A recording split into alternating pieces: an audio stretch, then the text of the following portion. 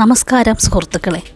വീട്ടിലെ പ്രശ്നങ്ങളിൽ ഏറ്റവും കൂടുതൽ മനസ്സിനെ തളർത്തുന്ന ഒരു കാര്യം എന്താണെന്ന് ചോദിച്ചാൽ അത് പലപ്പോഴും അഹങ്കാരവും നിയന്ത്രണ സ്വഭാവമുള്ള ഒരാളോടൊപ്പം ജീവിക്കേണ്ടി വരുന്നതാണ്. പ്രത്യേകിച്ച് അമ്മായിയമ്മയുടെ ഭാഗത്ത് നിന്നാണ് എന്നുണ്ടെങ്കിൽ സ്ഥിരമായ കുറ്റപ്പെടുത്തലുകളും താരതമ്യങ്ങളും അധികാര പ്രകടനവും ഉണ്ടാകുമ്പോൾ ഒരു സ്ത്രീയുടെ മനസ്സ് പതുക്കെ ക്ഷീണിക്കാൻ തുടങ്ങും. പലരും കരുതുന്നത് ശാന്തിക്ക് വേണ്ടി എല്ലാം സഹിക്കണമെന്നാണ്. മറ്റു ചിലർ കരുതുന്നത് തിരിച്ചടിച്ചാൽ മാത്രമേ റെസ്പെക്റ്റ് കിട്ടൂ എന്നാണ്. പക്ഷേ ചാണക്യ പറയുന്നത് മറ്റൊന്നാണ്. കോപത്തോടെ ജയിക്കാൻ ശ്രമിക്കുന്നവൻ താൽക്കാലികം വിജയം നേടും. ബുദ്ധിയോടെ നീങ്ങുന്നവൻ സ്ഥിരമായി നിയന്ത്രണം നേടും. ഒരു അഹങ്കാരിയായ ആളെ ഹാൻഡിൽ ചെയ്യാൻ വെറും സ്ട്രെങ്ത് മാത്രം മതി എന്നല്ല.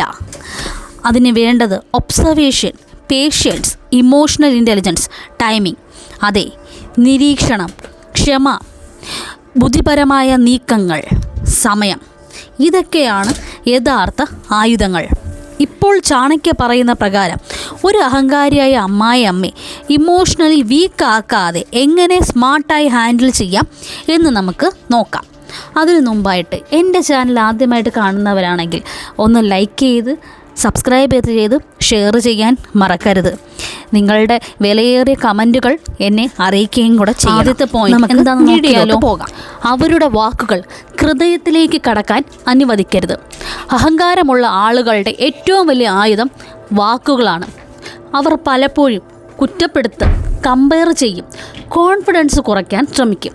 പക്ഷേ നിങ്ങൾ ഓരോ വാക്ക് മനസ്സിൽ സൂക്ഷിച്ചാൽ അവർക്ക് നിങ്ങളെ കൺട്രോൾ ചെയ്യാൻ ചാണക്യം പറയുന്നത് പോലെ എല്ലാ വാക്കിനും ഇമോഷണൽ വാല്യൂ കൊടുക്കരുത്. ഒരു സമയത്തിന് ശേഷം മനസ്സിലാകും ചില ആളുകൾ സംസാരിക്കുന്നത് അവരുടെ ക്യാരക്ടർ കൊണ്ടാണ്, നിങ്ങളുടെ വാല്യൂ കൊണ്ടല്ല എന്ന് സ്വയം മനസ്സിലാക്കുന്ന ഒരു സമയം വരും. രണ്ടാമത്തത്, ഓവർ എക്സ്പ്ലനേഷൻ നിൽക്കരുത്. നമ്മൾ ഓവറായിട്ട് ഒരു കാര്യത്തിന് എക്സ്പ്ലനേഷൻ നൽകാനായിട്ട് ആവശ്യമില്ല. നിങ്ങൾ എന്ത് ചെയ്താലും എക്സ്പ്ലനേഷൻ കൊടുക്കുന്ന സ്വഭാവം ഉണ്ടെങ്കിൽ ആളുകൾ അത് വീക്ക്നെസ്സായി കാണും. എന്തിന് പുറത്തു പോയി, എന്തിന് വഴുകി, എന്തിനങ്ങനെ ചെയ്തു, എല്ലാം ജസ്റ്റിഫൈ ചെയ്യാൻ ശ്രമിക്കുമ്പോൾ സെൽഫ് റെസ്പെക്റ്റ് പതുക്കെ കുറയും. അതിനെ നമുക്ക് സ്മാർട്ടായിട്ട് എങ്ങനെ ഹാൻഡിൽ ചെയ്യാം? ആവശ്യമായ കാര്യങ്ങൾ മാത്രം പറയുക, കാമായിട്ട് കോൺഫിഡൻസോടു കൂടി സംസാരിക്കുക.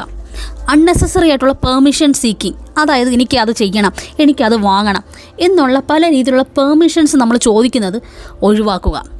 കോൺഫിഡൻസ് ഉള്ള സൈലൻസ് കൊടുക്കുക. പലപ്പോഴും വലിയ മറുപടി നഷ്ടപ്പെടുത്തുക. പലരും കരുതുന്നത് നല്ല മരുമകളാകണമെങ്കിൽ എല്ലാം സഹിക്കണമെന്നാണ്. പക്ഷേ അത് ഡേഞ്ചറസ് ആണ്. ഓവർ അഡ്ജസ്റ്റ്മെൻറ്റ് കാരണം ആളുകൾ നിങ്ങളെ വീക്കായി കാണാൻ തുടങ്ങും. ബാലൻസ് എങ്ങനെ മെയിൻറ്റെയിൻ ചെയ്യാം എന്ന് പഠിക്കണം. സംസാരിക്കുമ്പോൾ ബഹുമാനം നൽകുക, പക്ഷേ അതിനെ ഒരു അക്സെപ്റ്റ് എന്ന രീതിയിൽ നമ്മൾ ചെയ്യാൻ നിൽക്കരുത്. സോഫ്റ്റായിട്ട് നമ്മുടേതായ ഒരു ബൗണ്ടറീസ് കീപ്പ് ചെയ്തുകൊണ്ട് വേണം നമ്മൾ എല്ലാ കാര്യവും നിൽക്കേണ്ടത്. ഉദാഹരണം പറയുകയാണെങ്കിൽ, അങ്ങനെ പറയുമ്പോൾ എനിക്ക് വിഷമമാകും, ഞാൻ ശ്രമിക്കുന്നുണ്ട്, നമുക്ക് കാമായി സംസാരിക്കാമോ? ഇതൊരു ഫൈറ്റല്ല, ഒരു ഡിഗ്നിറ്റിയാണ്. നിങ്ങളുടെ സെൽഫ് റെസ്പെക്റ്റ് എന്നുള്ളത് അത് നിങ്ങളുടെ കയ്യിൽ തന്നെയാണ്. അത് മറ്റൊരാളുടെ കയ്യിൽ കൊടുക്കാനായിട്ട് ഒരിക്കലും ശ്രമിക്കരുത്. നാലാമതായിട്ട് പോയിന്റ്, അവരുടെ വീക്ക് പോയിന്റ് നമുക്ക് മനസ്സിലാക്കണം. ഓരോ അഹങ്കാരത്തിൻ്റെ പിന്നിലും ഒരു ഇൻസെക്യൂരിറ്റി ഉണ്ടാകും.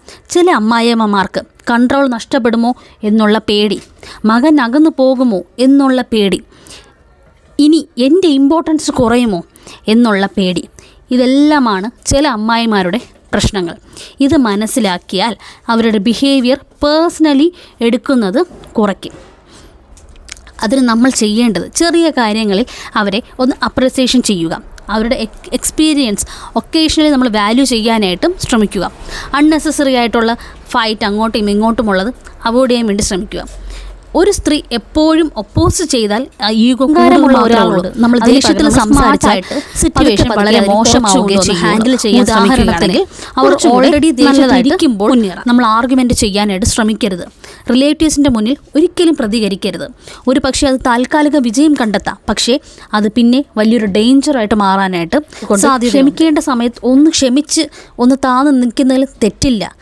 പക്ഷേ ഒരു ദിവസം കാലം അത് തെളിയിക്കും ആരുടെ ഭാഗത്തായിരുന്നു ശരി എന്നുള്ളത്. അടുത്ത പോയിന്റ്, നിങ്ങളുടെ ജീവിതം മീനിങ് ഫുള്ളാകുക. മുഴുവൻ ഫോക്കസ് എന്താണ് എന്ന്, നമ്മുടെ ജീവിതത്തിലെ എല്ലാ നെഗറ്റീവായിട്ടുള്ള എനർജി മാറ്റിയിട്ട് നമുക്ക് എന്ത് നേടാൻ സാധിക്കും എന്നുള്ളത് മനസ്സിലാക്കുക. നിങ്ങളുടെ കരിയർ ഫോക്കസ് ചെയ്യുക, സ്പിരിച്വൽ അല്ലെങ്കിൽ സെൽഫ് ഗ്രോത്ത് ഫോക്കസ് ചെയ്യുക, നല്ലൊരു ഫ്രണ്ട്ഷിപ്പ് മെയിൻറ്റെയിൻ ചെയ്യുക, നല്ല രീതിയിൽ ഹെൽത്ത് കെയർ ചെയ്യുക. നിങ്ങളുടെ ഹാപ്പിനെസ് മറ്റുള്ളവരുടെ ബിഹേവിയറിനോട് മാത്രം കണക്റ്റ്. അഹങ്കാരിയായ അമ്മയെ ഹാൻഡിൽ ചെയ്യാനുള്ള ഏറ്റവും വലിയ സീക്രട്ട് എന്താണെന്ന് അറിയാമോ? അവരെ മാറ്റാൻ ശ്രമിക്കുന്നതല്ല, നിങ്ങളുടെ മനസ്സിനെ ശക്തമാക്കുക എന്നതാണ്. കാരണം ഇമോഷണലി സ്റ്റേബിളി ആയ ഒരാളെ മാനിപ്പുലേറ്റ് ചെയ്യാൻ ബുദ്ധിമുട്ടാണ്. സെൽഫ് റെസ്പെക്റ്റ് ഉള്ള ആളെ താഴ്ത്താനും എളുപ്പമല്ല. കാമായി നമുക്ക് മെൻ്റൽ ഡിഫെക്റ്റ് ചെയ്യാൻ സാധിക്കണം. അതിന് ചാണക്യം പറയുന്ന വാക്കായിരിക്കണം, ഇതാണ്: ബുദ്ധിയുള്ളവൻ പ്രതികാരത്തിലൂടെയല്ല ജയിക്കുന്നത്, അവർ അവരുടെ സമാധാനം സംരക്ഷിച്ചു കൊണ്ടാണ് ജയിക്കുന്നത്. ഇന്നത്തെ ഈ വീഡിയോയിൽ ഞാൻ പറയുന്ന ഏത് പോയിൻ്റാണ് നിങ്ങൾക്ക് ഇഷ്ടപ്പെട്ടത് എന്ന് കമൻറ്റിലൂടെ എന്നെ അറിയിക്കേണ്ടതാണ്. നന്ദി, നമസ്കാരം.